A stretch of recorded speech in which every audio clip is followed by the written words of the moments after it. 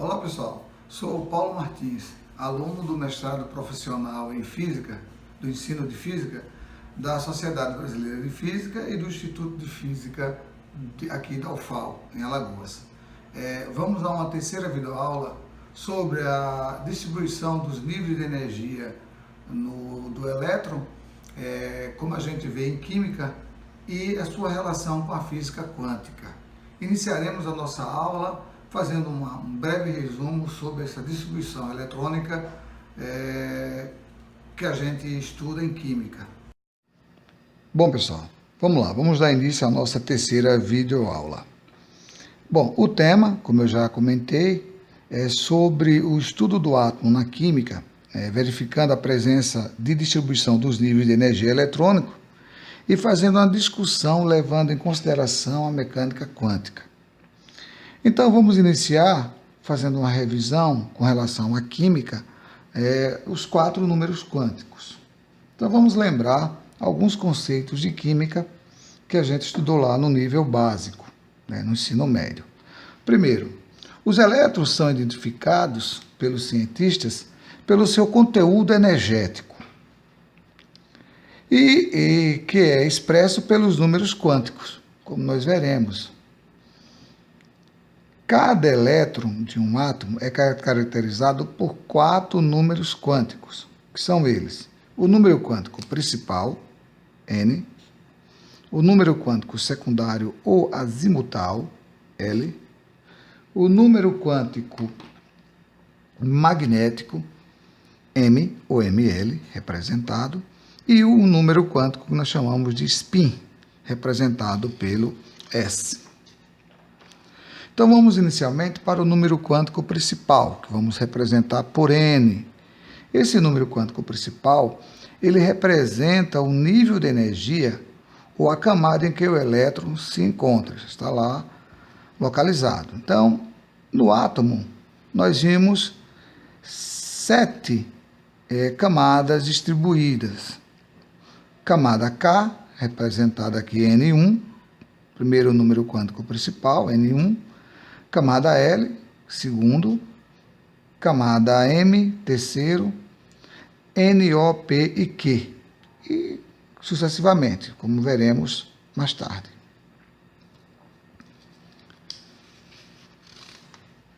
O número quântico azimutal, L, representa a subcamada. Assim, a forma do orbital pode ser, a forma que o orbital pode apresentar valores inteiros entre 0 e n-1. Então, eu tenho S, eu tenho L igual a 0, P, eu tenho L igual a 1, D, eu tenho L igual a 2, e F, eu tenho L igual a 3. Então, esse é chamado os subníveis do elétron. Então, eu tenho L aqui, que representa o número quântico azimutal. O número quântico magnético, que é representado por M ou ML, indica a orientação dos orbitais no espaço. Os seus valores podem variar de -L a mais L. O que é esse orbital? Esse orbital é a região de máxima probabilidade de se encontrar o elétron no átomo. Então, a seguir, veremos essa máxima região em que a gente pode encontrar o elétron no átomo. Mas vamos mostrar aqui. O subnível S só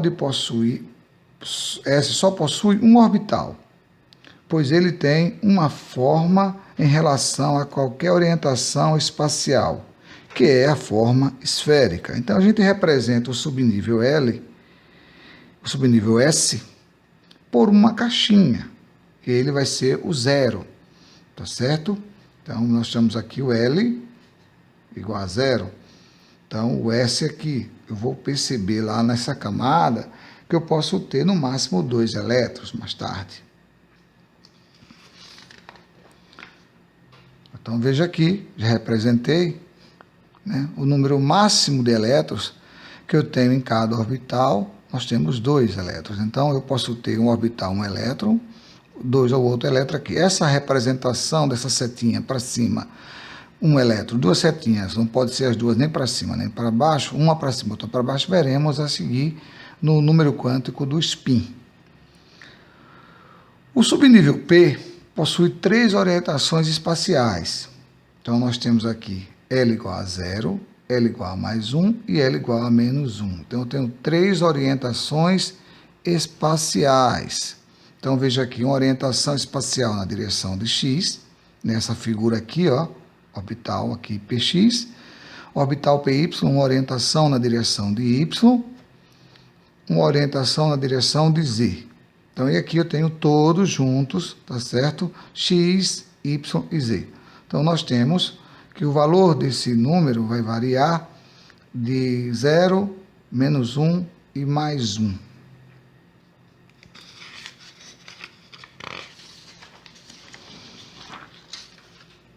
O subnível D possui 5 orientações espaciais. Então, está aqui, ó, as 5 orientações espaciais que a gente vai perceber aqui, tá certo?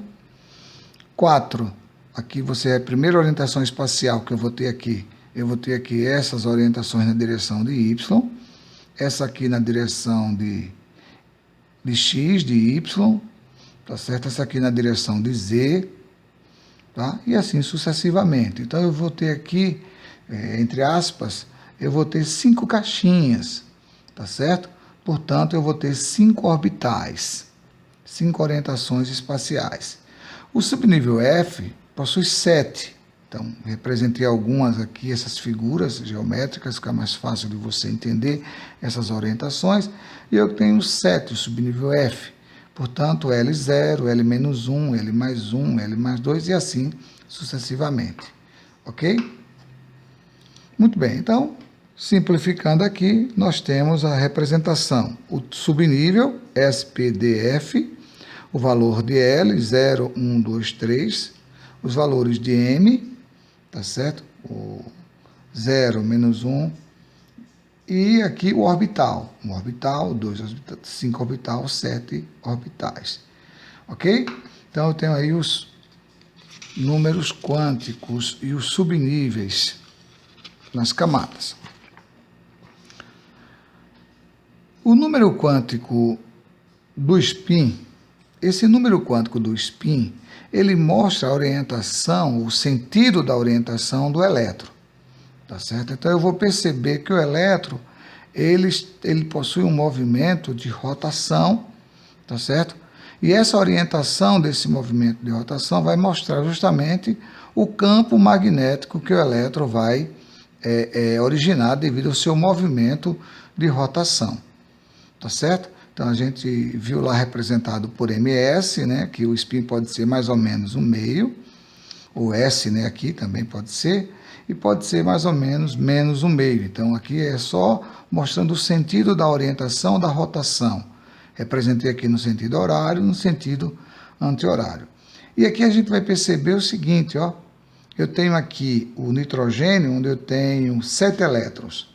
Então, eu tenho aqui S2, né? 1S2, 2S2 e 2P3. Então, eu percebo que esses 7 elétrons estão distribuídos aqui nas camadas, e eu percebo que aqui, ó, em 2P3, eu não tenho problema, os elétrons em cada orbital só possuem um elétron. Mas aqui possui 2 elétrons nesses 2 primeiros orbitais. Aqui aparece, então, o princípio de exclusão de Paulet, tá certo? Então, você teria a estabilidade do elétron, está caracterizada pelo spin do elétron. Então, eu vou ter um elétron com a setinha para baixo, a setinha para cima, para que ocorra aqui o equilíbrio e a estabilidade no átomo, tá certo? Então, esse vem aqui a explicação do princípio de exclusão de Paulet. Por fim, nós temos aqui a situação bem geral da distribuição das camadas de energia no átomo. Certo? Então, nós temos aqui o núcleo do átomo, tá certo? E aqui eu tenho as camadas. Então, como nós vimos lá no ensino básico na química, K, não é isso? L, M, já coloquei aqui a distribuição da quantidade de elétrons, a camada K possui 2 elétrons, o número máximo de elétrons da camada K. Então, eu tenho aqui o subnível S, onde eu posso ter 2 elétrons, subnível, né, de energia, aqui, 2 elétrons, tá certo? A camada L eu tenho 8 elétrons, número máximo de elétrons da camada L. Então, eu tenho um subnível SP, tá certo? E aí aparece o S2. A camada M, 18 elétrons, e eu tenho agora SPDF, S3, aparece o S pela terceira vez, o P pela primeira vez, pela segunda vez e o D. A camada N, e assim sucessivamente. Então, veremos agora, de acordo com os princípios da mecânica quântica, porque cada elétron em cada camada, vamos falar sobre esses 4 números quânticos, levando em consideração a mecânica quântica. Bom, agora vamos falar um pouquinho sobre a quântica nessa distribuição eletrônica de energia dos níveis de energia e observando agora de maneira mais aprofundada com a mecânica quântica. Vamos lá. Vamos continuar a nossa videoaula agora com relação à mecânica quântica. Então, vamos fazer a distribuição dos níveis de energia eletrônicos usando a mecânica quântica. Então, inicialmente, vamos falar um pouquinho sobre o potencial central, depois do potencial de campo central, nós vamos falar da equação de Schrödinger e vamos considerar o átomo mais simples, que é o átomo de hidrogênio, para a gente mostrar esses números quânticos, ou a partir dele ter uma visão geral dessa distribuição eletrônica, considerando a mecânica quântica. Então, vamos lá. Primeiro, o potencial, ou potencial central, vamos determinar o hamiltoniano desse potencial central. Então, o átomo de hidrogênio é um caso especial de uma partícula de massa reduzida, vamos chamar de Ni, em um campo central. Então, essa partícula de massa reduzida, Ni, ela pode ser escrita da seguinte forma: Me, que representa a massa do elétron, Mn, a massa do núcleo, produto, dividido pela soma, massa do elétron mais a massa do núcleo. Então, aqui eu tenho, chamada de equação de número 1, a massa reduzida para o átomo de hidrogênio, tá certo? Essa massa reduzida, se você quer uma noção mais aprofundada do cálculo da massa reduzida, você pode assistir nesse mesmo canal a aula sobre o rotor quântico, onde nós mostramos o cálculo dessa massa reduzida, tá certo? Para um sistema de 2 partículas. Então, o campo central é caracterizado por uma função potencial que depende da distância entre a partícula e a origem do potencial. Então, essa é a ideia fundamental do campo central. O campo central, né, ele vai depender justamente desse potencial aí, tá certo? E só depende desse potencial e dessa distância. Então, na verdade, o potencial é em função da distância. Então, a gente pode dizer que essa energia, tá certo? Ela pode ser escrita em função disso aqui. Então, vamos representar só pelo operador potencial, né? Esse é o operador potencial, vai ser igual a menos Z ao quadrado, dividido por 4π ε0 R. Então, a gente vai perceber que esse operador, ele é função, vou colocar aqui do lado, de R. Então, no átomo de hidrogênio, esse operador ele vai depender dessa distância entre o elétron e o núcleo do átomo. Então, essa função potencial, ela tem uma relação direta com o raio, tá certo? É função intrínseca do raio, da distância que se encontra do núcleo do átomo. Vou chamar essa equação aqui de equação de número 2. Vamos ver agora, tá certo? A equação do Hamiltoniano para o campo central. Então, em coordenadas polares esféricas, ou seja, em função da distância r, em função do ângulo θ e em função do ângulo φ. Então, o operador de energia potencial, que eu vou representar aqui, V, tá certo? Não depende de coordenadas angulares, ou seja, de θ e de φ, como eu já falei, sendo apenas uma função de R. Por isso, o Hamiltoniano pode ser escrito na seguinte forma.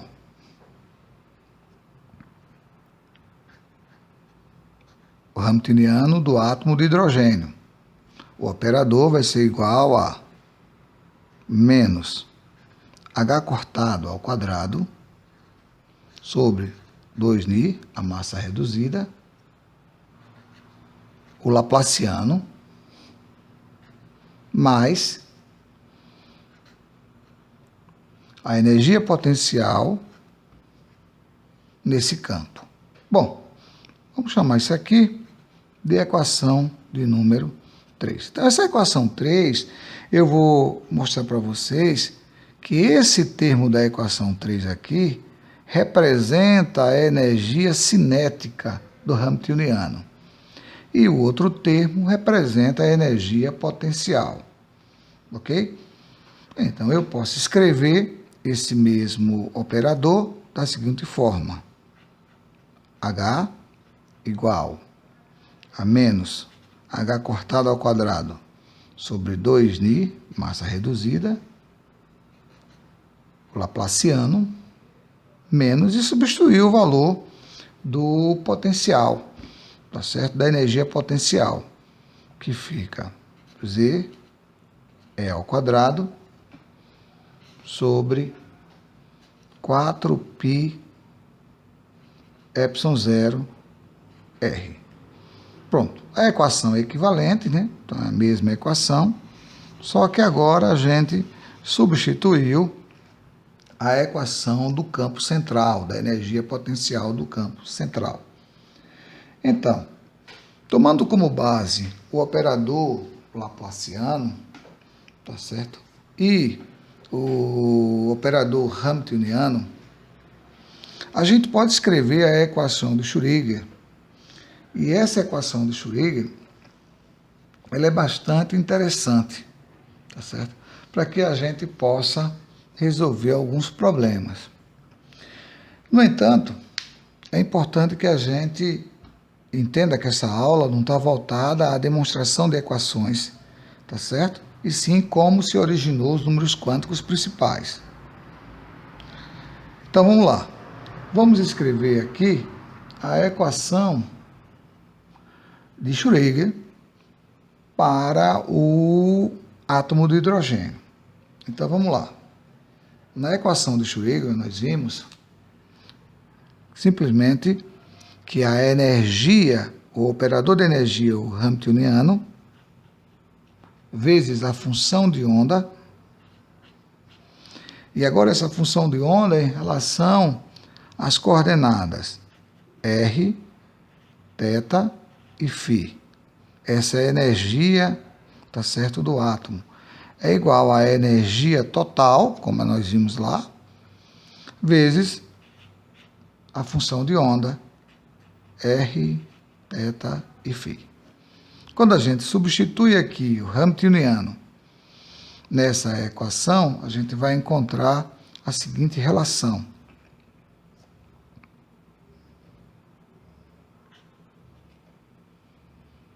Menos H cortado ao quadrado, dividido por 2π, vezes o Laplaciano, mais o operador de energia, multiplicado pela função de onda, e φ é igual à energia total multiplicado pela função de onda R, θ, φ.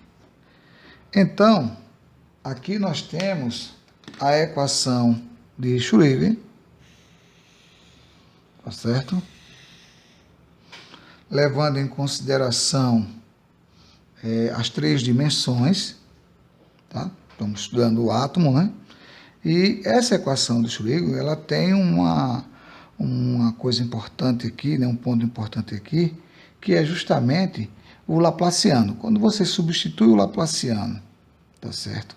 E arruma a equação, ela fica, claro, uma equação um pouco maior, mas ela vai expressar de fato e dar uma visão maior, tá certo? Mais aprofundada da equação de Schrödinger para o átomo de hidrogênio. Que essa equação, substituindo o Laplaciano e arrumando, ela fica na seguinte forma: R ao quadrado, dρ ao quadrado, dρ de R ao quadrado, mais 2R, dρ de R, mais dρ ao quadrado sobre dρ de θ ao quadrado, mais cosseno de θ sobre seno de θ, dρ de θ, mais 1 sobre seno ao quadrado de θ, dρ ao quadrado sobre dρ de φ ao quadrado, tudo isso multiplicado pela função de onda, psi, vai ser igual, vamos colocar aqui, a 2ni r ao quadrado sobre h cortado ao quadrado, que multiplica o operador de energia do campo central menos a energia total vezes a função de onda. Pronto. Vou chamar essa equação aqui de equação de número 4. Essa equação que eu acabei de escrever aqui é a equação de Schrödinger em coordenadas esféricas que representa o átomo de hidrogênio, tá certo? A solução dessa equação de Schrödinger, ela é uma solução muito complexa e a gente vai utilizar o método das variáveis separáveis para resolver. E essa equação eu vou perceber 2 coisas importantes. Primeiro, a solução é separável. Então, a função de onda psi é uma função de R, θ e φ. E esta função, ela é, vamos chamar assim, de potencialmente complicada. Então, vamos assumir que psi seja separável e seja o produto de 3 funções, cada uma dependendo apenas de uma variável. Então, seria a solução dessa função. Psi de R, θ e φ igual a Rzão de Rzinho, primeira variável, θzão de θzinho, φzão e φzinho. Então, eu tenho aqui uma maneira de você resolver essa equação de Schrödinger, tá certo? Como eu disse, que é potencialmente complicada, certo?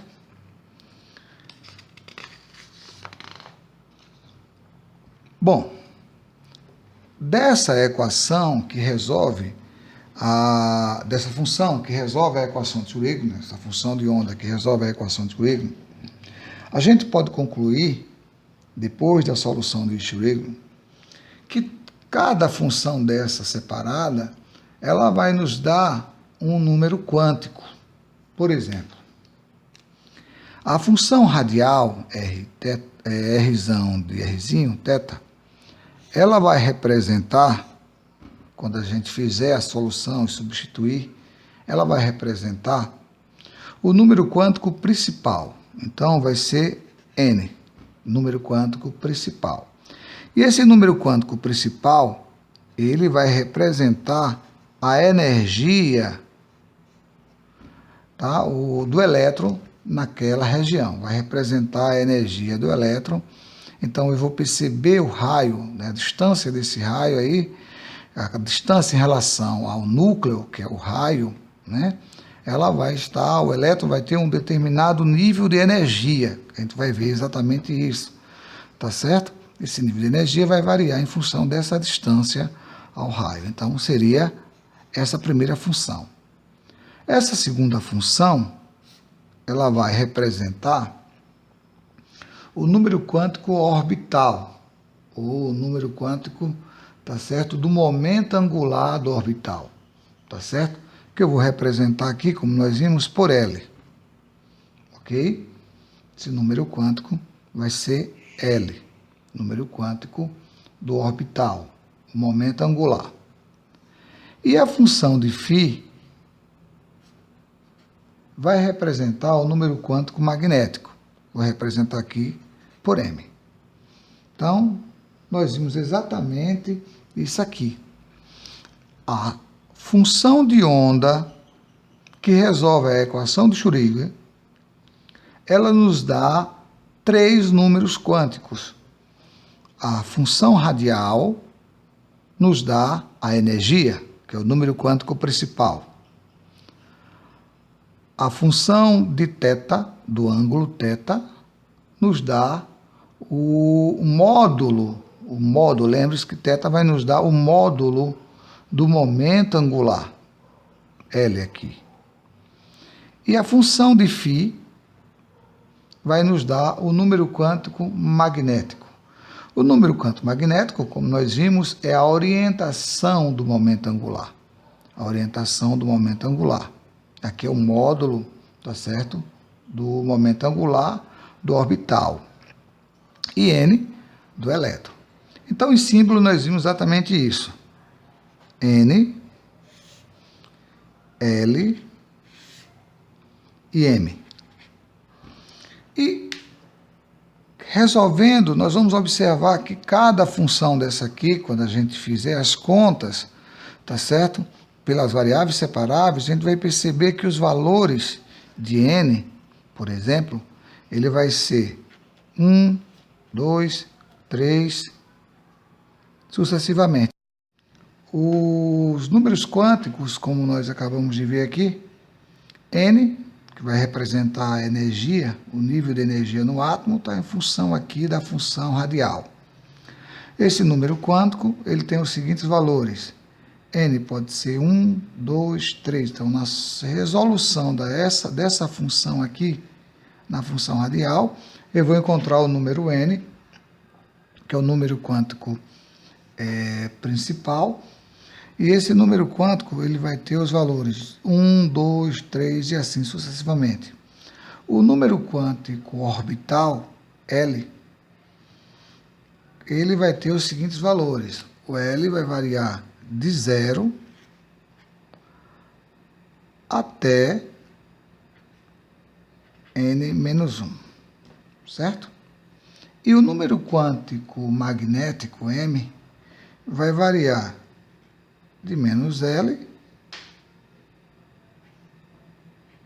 a mais L, tá certo? Então, o L pode ser esses valores aqui, 0, 1, 2, até n-1. E M de menos L a mais L. Então, esses são os 3 números quânticos que são observados resolvendo a equação de Schrödinger, para o átomo de hidrogênio. E essa é a equação com as variáveis separáveis que nos permite determinar os valores desses números quânticos. Então, a gente pode escrever essa solução da equação de Schrödinger da seguinte forma: Psi de NLM, número quântico principal, número quântico aqui magnético e o número quântico orbital, igual a, em função de Rzinho, θzinho e Φzinho, igual a R de NL, em função de R, θ de LM, em função de θzinho, e Φzão em função de M, justamente o magnético, em função de Φzinho. Muito bem. Bem, essa equação, ela tem que ser, numa linguagem simples, bem comportada. O que é que essa função, essa função tem que ser bem comportada. O que é que a gente pode dizer que essa função tem que ser bem comportada? É porque eu tenho que ter algumas condições de contorno, tá certo? Na resolução da equação de Schrödinger, levando em consideração essa solução aqui, essa função. Ou seja, eu tenho que considerar que as três funções têm que ser finitas, contínuas, unívocas e ter derivadas contínuas, tá certo? Essas são as condições, o bom comportamento dessas funções, tá certo? Tem que ser bem comportada essa função para ser a solução da equação de Schrödinger. Bom, outro ponto importante agora é a gente observar a energia dos estados N, L e M, certo? Prevista por Schrödinger. Essa energia prevista pela equação de Schrödinger, ela é idêntica às energias do estado M, estado N, prevista por Bohr. Ou seja, essa energia vai ser igual a N é igual a menos M é ao quadrado, ao quarta, 8 epsilon zero ao quadrado, H ao quadrado, vezes 1 sobre N ao quadrado. Então, substituindo esses valores, os valores da massa, né, do elétron, o valor da carga do elétron, o valor da permeabilidade magnética do meio, permissividade do meio, eletrostática, né? E o H, constante de Planck, tá certo? Nós temos a seguinte equação, né? Menos o famoso 13,6 sobre N ao quadrado, medida a energia em electrovolts, a unidade em electrovolts, tá certo? Então, esse seria a nossa equação da energia, menos 13,6 N ao quadrado em unidade de electrovolts. Bom, essa equação, ela é muito importante. E vamos chamar essa equação aqui de equação de número 5. Muito bem, é a equação de energia. O que a gente tem que lembrar aqui? Duas coisas. Tem que observar aqui duas coisas. Primeiro, que essa energia já tinha sido prevista por Bohr e que a equação de Schrödinger veio confirmar essa previsão de Bohr, tá certo? Para o átomo de hidrogênio. Segundo, que essa energia ela só depende do número quântico principal, N. Portanto, essa energia ela independe de N, de M e de L, do número quântico magnético e do orbital, número quântico orbital. Só depende do número quântico principal. Por isso que vai aparecer agora estados em que eu posso ter a mesma energia, estados diferentes, com números quânticos diferentes, onde eu vou ter a mesma energia. Isso é o que nós chamamos de degenerescência, tá certo? São estados diferentes com a mesma energia. Então, essa degenerescência, ela tem um grau de degenerescência que a gente vai calcular, vai demonstrar isso aí para vocês, tá certo? Então, a degenerescência é estados diferentes com a mesma energia. Então, esse grau de degenerescência, ele pode ser escrito da seguinte forma. O somatório de L é 0 a L é menos 1, né, como nós vimos que o L pode ser de 0 até N menos 1, de 2L mais 1 é igual a N ao quadrado. Ou seja, o grau de degenerescência, ele pode ser facilmente demonstrado aqui. Essa conta não é tão difícil, ou seja, eu posso fazer aqui para vocês, ó, somatório de 0 a N menos 1 de 2L mais 1 é igual. Então, eu posso colocar aqui o somatório, como aqui eu tenho uma soma, eu posso fazer o somatório de 2L.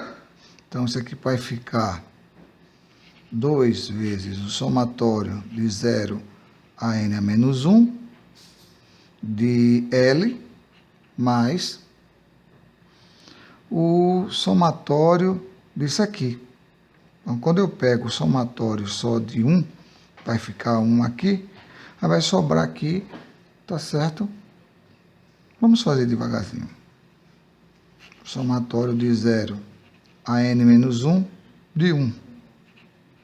Isso aqui vai ser igual a 2, o somatório de 0 a N menos 1, certo? Mais, e esse somatório vai dar N, mais N. Isso aqui é igual a... Então, vejamos. Essa relação aqui, ó, aqui faltou o L, vamos colocar aqui o L. 2, somatório de 0 a N menos 1 de L, isso aqui vai dar, tá certo? 2 que multiplica. Essa relação vai ser N menos 1 vezes N, dividido por 2, mais N. Então, vamos simplificar o 2 com 2, vai sobrar N ao quadrado menos N mais N. Portanto, simplifica mais N menos N, sobrou N ao quadrado. Portanto, o grau de degenerescência, tá certo? O grau de degenerescência para o átomo de hidrogênio vai ser igual ao somatório de L0 a N menos 1 de 2L mais 1 igual a N ao quadrado. Ok? Então, esse é o grau de degenerescência para o átomo de hidrogênio. Então, o que é que a gente pode fazer aqui agora? O que a gente pode fazer agora aqui é calcular agora os estados energéticos, tá certo? Do átomo de hidrogênio. Então, botamos aqui a equação que nós acabamos de mostrar para vocês. O somatório de L0 a N menos 1, tá certo? Você vai ter aqui justamente de 2L mais 1 é igual a N ao quadrado. Então, a gente vai perceber que se L for 0, que a gente viu, se L for 1, 2, 3, sucessivamente, eu vou perceber se L for 0, eu vou ter os subníveis. S, como nós vimos, P, D, F, G, e aí você vai ter os subníveis, tá certo, de cada camada. Então vamos ver. Se essa função psi de NL é função de R, então nós acabamos de ver que essa é energia, e essa energia não depende nem de M nem de L, né? Só depende do número quântico principal, que é o N. Então existe aqui um estado fundamental, tá certo? Que é justamente esse estado de menor energia para o elétron. Estado fundamental eu vou chamar de N0, tá certo? Então, se a gente considerar esse estado fundamental, perdão, N1, N não é 0, né? Nós acabamos de ver que N vai ser igual, vamos colocar aqui, N vai ser igual a 1, 2, 3, N não vai ser 0. Então, N1, que é o estado fundamental, você vai ter aqui a nossa energia do estado fundamental, quando N for 1, tá certo? Então, nós vamos chamar essa energia do estado fundamental aí, que vamos chamar de E0.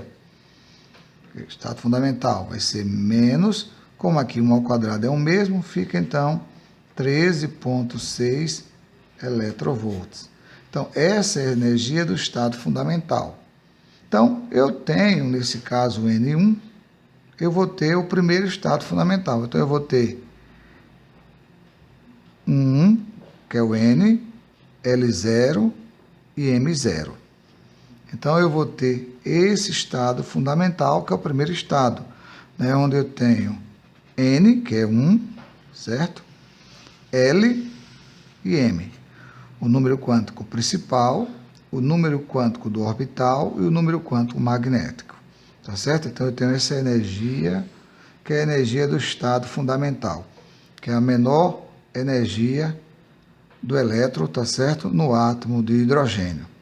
Essa energia aqui, como nós vimos, é o E0, que vale, vou só escrever aqui, para a gente ter ideia, que essa energia 0, ela vai valer menos 13,6 eletronvolts. Muito bem. Vamos agora para N2, o segundo estado. N2, você vai perceber o seguinte, se N for 2, eu vou ter qual o grau de degenerescência? Vou fazer aqui embaixo. Se N for 2, nós teremos que o grau de degenerescência aqui, que é o somatório de 2 a 1, vai ter N2 ao quadrado, 4. Então, nós temos 4 estados onde eu tenho o mesmo nível de energia. Se N é 4, então aparece aqui E dividido por 4. Então, seria E do segundo estado aqui, tá certo? Seria igual E de N igual a 2, vai ser E0 dividido por 4. Então, nós representamos aqui E0 dividido por 4 e calculamos o grau de degenerescência, que deu 4. Então, eu vou ter o primeiro estágio, que eu vou escrever aqui. Primeiro, 2, 0 e 0. Certo? Então, vai ser justamente tudo aqui 2, começando com 2, certo? Tudo com 2. 2 e 2, certo? Então, o outro vai ser 1 e 0, certo? Aí, o outro vai ser 2, né? 1 e 1. E o último vai ser 2, 1 e menos 1. Então, o que nós temos aqui? O primeiro estado, o estado fundamental, representa o subnível S, 1S. O segundo estado, o que eu representei, N2, eu vou ter o subnível 2S, e agora nós já temos o subnível 2P. Tudo isso aqui vai representar o subnível 2P. Muito bem. Se N for 3, como a gente fez aqui, 3 ao quadrado, o grau de degenerescência a gente coloca lá, vai dar 9. Então, nós teremos teremos nove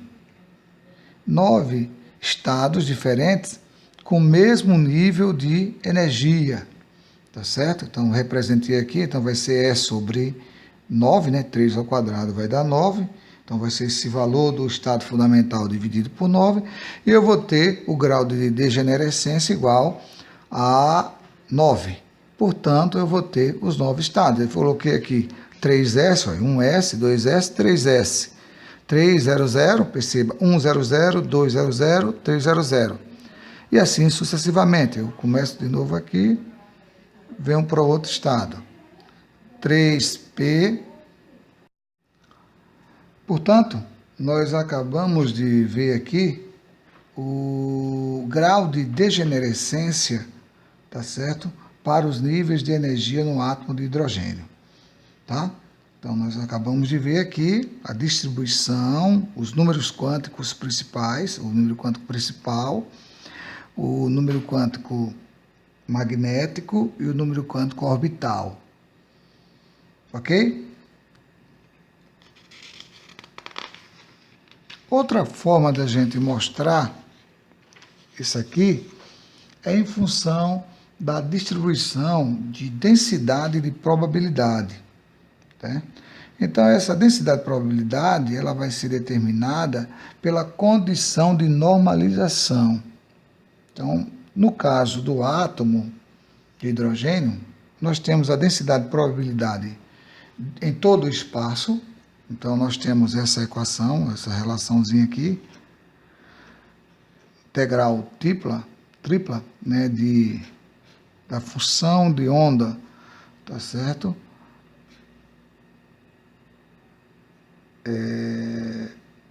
R θ φ vezes a função de onda R θ φ dV em todo o volume igual a 1. Então, essa condição de normalização, tá certo? Que é o conjugado da função de onda vezes a função de onda, que dá o módulo do quadrado da função de onda vezes dV, tá? E nós temos também a densidade de probabilidade radial. E aí é só em uma dimensão, portanto, é o raio que vai de 0 a mais infinito, de PR, da função, dr igual a 1. Então, esse 1 eu contemplo de 0 a mais infinito. Então, aqui é a densidade de probabilidade radial e a densidade em todo o espaço. Então, eu tenho aqui uma integral tripla, né? Integral de volume, tá certo? Muito bem. Essa densidade, quando a gente calcular essa densidade, a gente vai ter a seguinte situação. Para a densidade radial, tá certo? Associada à função de onda, nós temos a seguinte relação. P de R, dr, igual ao módulo quadrado da função de onda, dV, que é igual ao módulo quadrado da função de onda, e nesse caso o dV, tá certo, vai ser igual a 4 π r ao quadrado vezes dr, ok? Então, daqui a gente pode concluir que a densidade associada ao raio, tá certo? Em relação à função de onda, quando a gente resolve, a gente pode escrever da seguinte forma: P de R igual a 4 sobre R0 ao cubo vezes R ao quadrado elevado a menos 2 R sobre R0. Ou seja, se a gente tiver uma função num determinado estado, como a gente viu lá, onde eu tenho 1 0, 0 de R, né? N1, L e M, 0. Nós teremos a seguinte função de onda. 1 sobre raiz de π, R0 elevado a 3 meios, E elevado a menos R sobre R0. Muito bem, esse é um estado e eu tenho uma função de onda associada a esse estado. Então, baseado nesses conceitos de densidade e probabilidade, associada a todo o espaço, ao volume, e a densidade e probabilidade associada ao raio, a gente pode também mostrar, de maneira bastante simples, uma relação de probabilidade por esses gráficos aqui. Então, veja bem, a densidade de probabilidade em função da distância, eu vou perceber aqui, onde eu tenho a função de onda ao quadrado, tá certo? E aqui eu tenho, quando eu desenvolver isso aqui, eu percebo uma nuvem eletrônica. Então, essa nuvem aqui de elétrons, ela vai justamente dizer que a probabilidade do elétron se encontrar é nesse volume aqui, tá certo? Isso no estado 1s, tá certo? No estado 1s. Então, o elétron tem uma nuvem aqui, onde eu tenho a probabilidade de encontrar esse elétron. Já no estado 2s, quando você desenvolve aqui essa densidade de probabilidade, eu vou perceber que em função da distância, eu vou ter regiões onde eu posso encontrar o elétron. Posso encontrar o elétron mais próximo do núcleo, tá certo? Aqui, uma região central. Tem uma descontinuidade, que a gente chama de raio nodal, onde eu não vou encontrar o elétron nessa região aqui. Então, a probabilidade aqui de encontrar o elétron, tá certo? E a densidade de probabilidade volta de novo aqui, fora da região nodal, eu posso encontrar elétrons nessa outra região do espaço aqui. Tá? Isso quando eu tenho o estado 2s, subnível 2s. No subnível 3s, eu já percebo isso mais uma vez e eu tenho duas regiões nodais, onde a probabilidade de encontrar o elétron, tá certo? Ela é muito baixa, né? Ela é zero, a função de onda aqui está dando, o módulo quadrado da função de onda está dando zero. Então, as regiões, as chamadas regiões nodais. Então, aqui eu tenho 3 regiões onde eu posso encontrar o elétron. Então, no subnível 3s. A gente pode representar aqui também dessa forma que está aqui. Então, os 4 números quânticos, os 3 números quânticos, eu vou falar daqui a pouco do spin, eu tenho o número quântico principal, 1, 2, 3 e assim sucessivamente, é o tamanho do orbital. Aqui N1, o orbital é bem pequenininho, então eu tenho um espaço para se encontrar o elétron. N2, o tamanho do orbital já é maior, e o N3, o espaço já é maior. Então, existe uma nuvem eletrônica, tá certo? E essa nuvem eletrônica, ela vai depender justamente do número quântico principal. Essa nuvem eletrônica ela é menor, tá certo? E ela vai variando.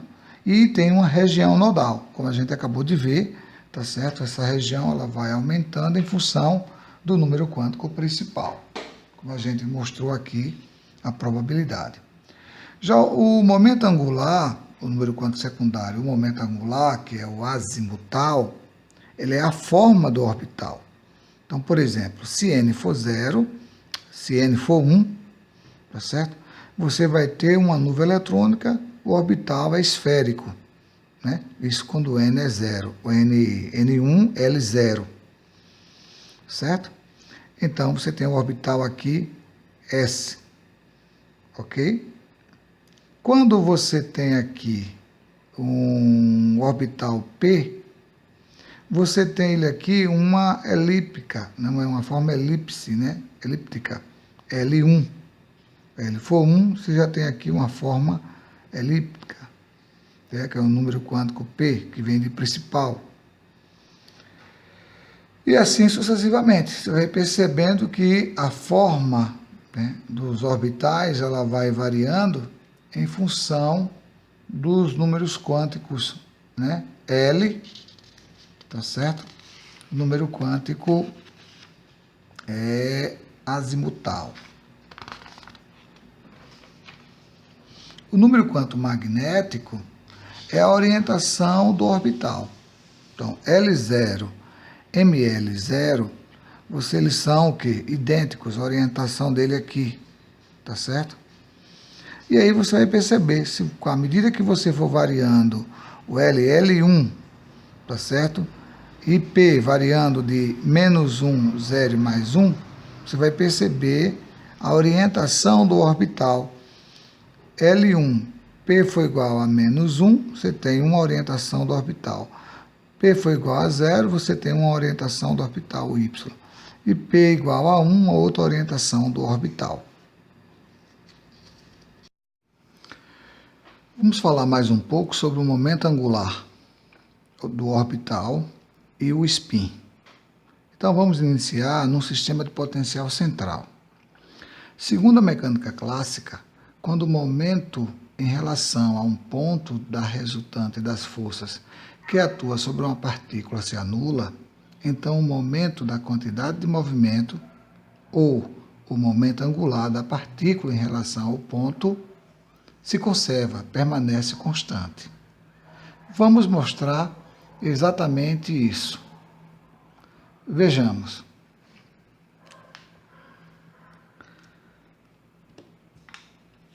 O momento é o produto vetorial da distância pela força, que pode ser representado a força dp dt, certo? E o momento angular, L, é o produto vetorial da distância r do raio pelo momento linear. Bom, isso pode ser facilmente demonstrado se a gente fizer a seguinte relação. Se a gente fizer a seguinte relação.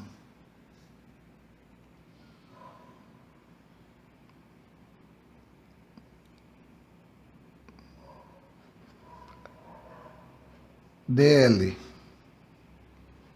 dt igual a R, o produto vetorial do vetor R pela força, dr dt dp, mais dr dt pelo momento linear. Então, essa relação aqui nos dá RF.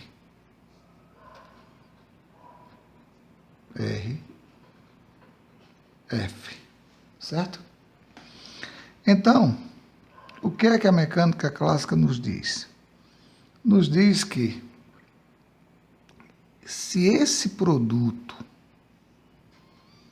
RF se anula, significa dizer que dl dt também se anula. Ou seja, que o momento angular orbital permanece constante, não varia, certo? Então, é muito importante essa conclusão. E a gente tem que gravar ou guardar isso com muito carinho. Ou seja, num potencial de campo central, todas as direções emergentes da origem do campo são equivalentes. E aí o espaço é chamado de isotrópico. Assim, o momento angular conserva-se no espaço isotrópico. Então, vamos ver a seguinte observação aqui. Em mecânica quântica, existem dois tipos de momento angular. O momento angular orbital, que resulta do movimento de uma partícula no espaço em torno do centro de forças, e é equivalente ao momento angular L em mecânica clássica. Então, veja bem, esse momento angular orbital, ele é equivalente em mecânica clássica a L. Então, esse é um momento angular da mecânica quântica. Tá? Tem o seu equivalente clássico, certo? E o outro momento angular é chamado de momento angular do spin. O momento angular do spin, tá certo? Esse não tem o seu equivalente na mecânica clássica.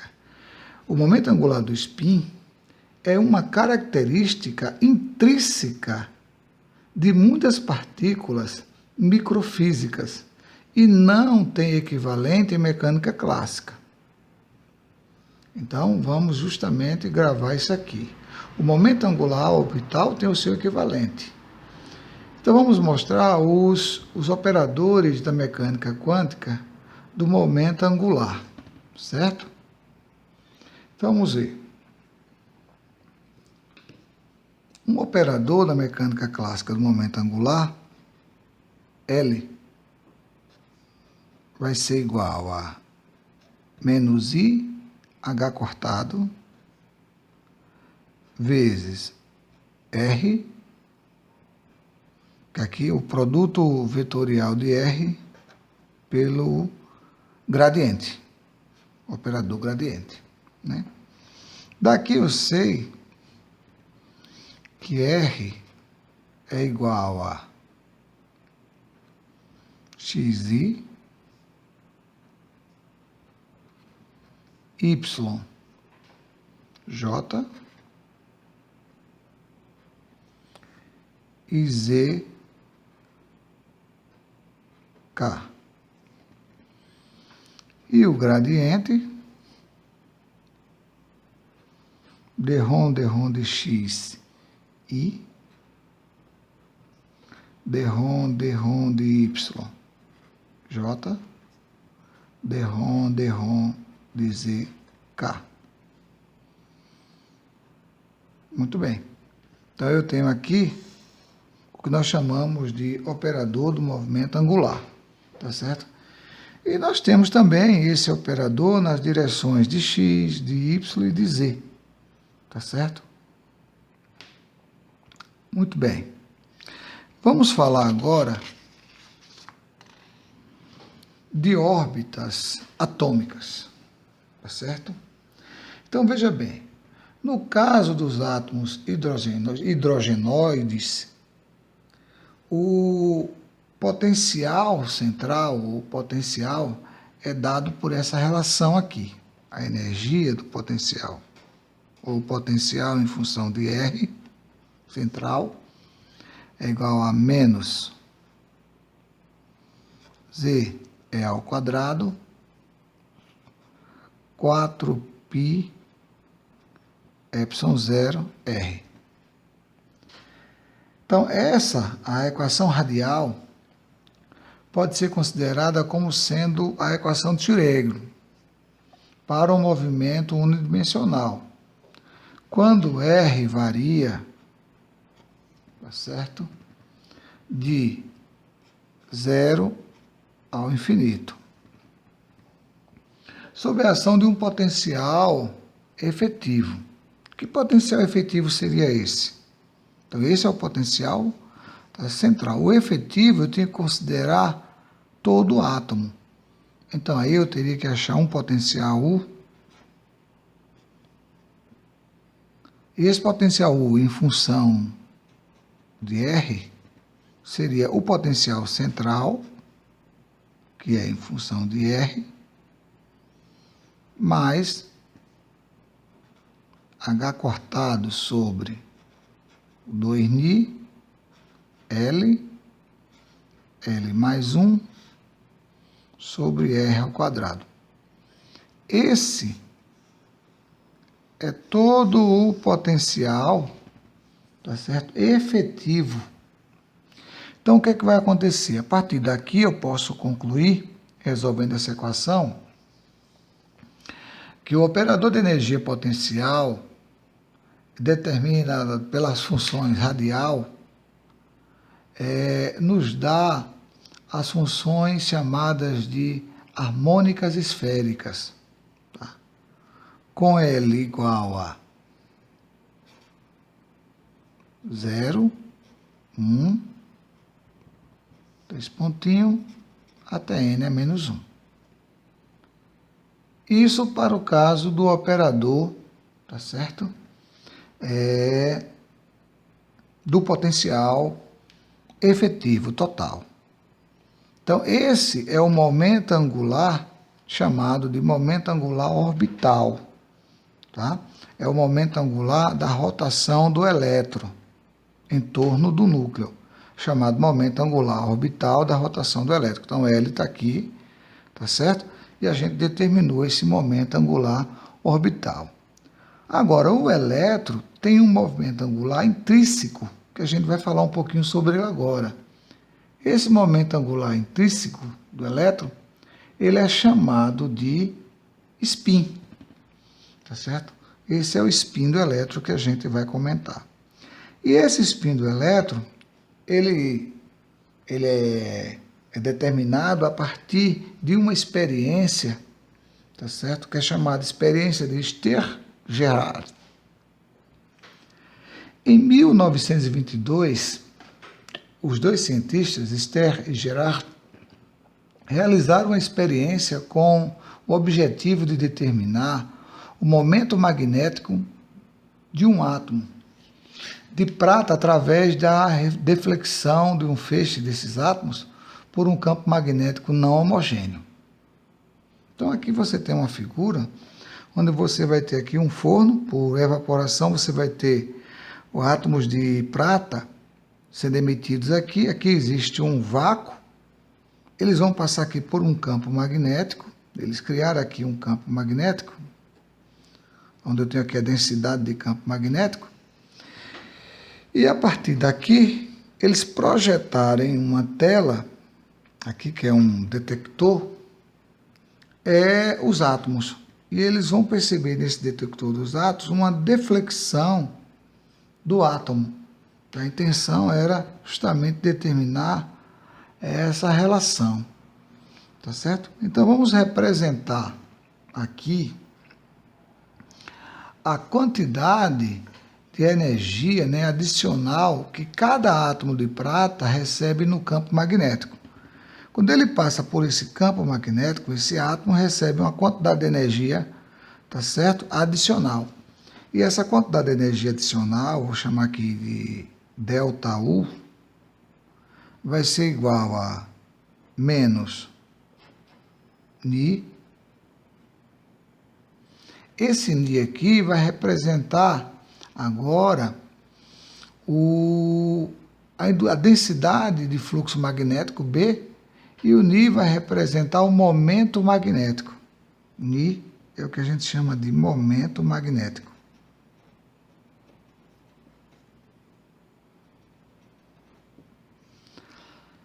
Vezes a densidade de campo magnético B.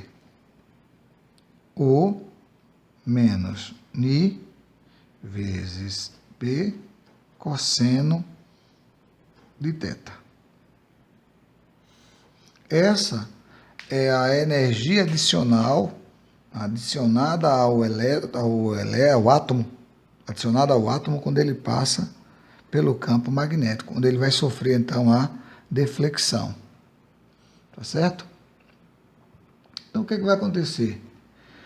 Essa força, essa energia aqui, quando ele passa, adiciona e gera uma força. Essa força que vai fazer a deflexão. Essa força, ela na direção do eixo Z, ela pode ser determinada como sendo menos a variação do potencial efetivo, da energia potencial efetivo, na direção de Z. Ou simplesmente menos a densidade de campo magnético, você vai ter aqui, tá certo? E multiplicado pelo momento angular, momento magnético, perdão, multiplicado pelo momento magnético. Cosseno de θ d ρ de B sobre d ρ de Z. Então, a variação do campo magnético aqui em função da direção de Z. A experiência de Esther-Gerard, essa experiência, ela mostrou, tá certo, a deflexão dos átomos quando passa pelo deflector magnético. Então, você tem uma variação do campo magnético. Então, vejamos a seguinte situação. Segundo essa experiência, a gente percebe que o ângulo θ vai variar de 0 a π, certo? Então, nós vimos que θ variou de 0 a π. θ, esse ângulo vai variar de 0 a π.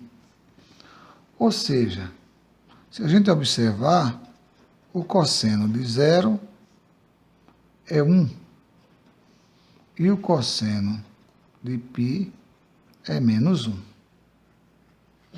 Portanto, vamos perceber um momento magnético que fosse horizontal.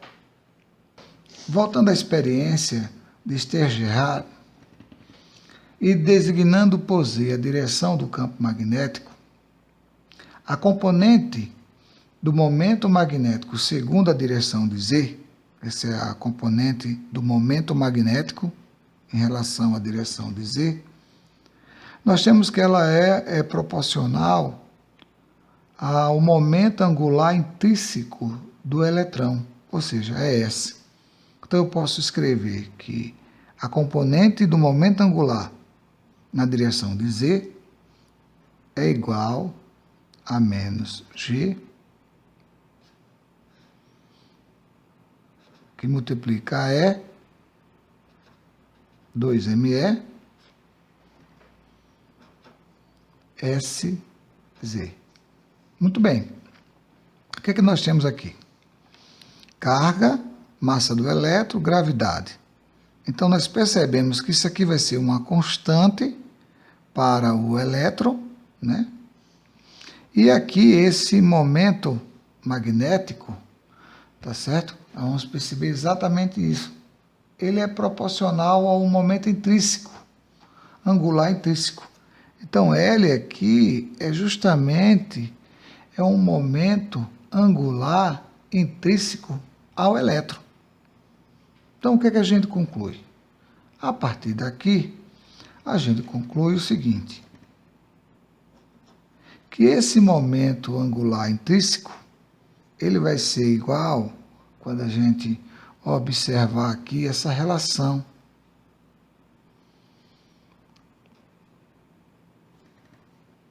Ao quadrado, vezes a função de onda, é igual a S, Szinho mais 1, H cortado, π. Então, daqui a gente tira a relação que S, esse momento angular intrínseco, é igual a 1 meio. E que S, função de onda, ms, H cortado vezes a função de onda, isso aqui é igual a ms, que é igual a 1 meio menos 1 meio. ms é o que a gente vai agora chamar de spin do elétron. Portanto, o spin do elétron é o momento angular, vamos dizer assim, é o momento angular intrínseco, ou seja, ligado do elétron, dele, não é uma coisa simples de se entender, né? É um momento intrínseco do elétron, tá certo?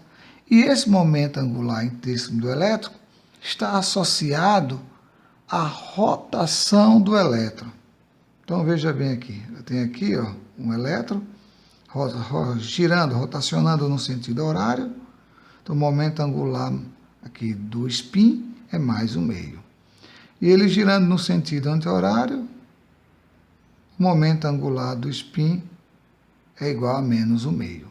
Então, esse momento angular, ele está associado diretamente ao elétron, tá? É um momento angular intrínseco ao elétron.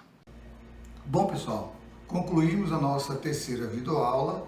Espero que vocês tenham gostado e bons estudos. Obrigado.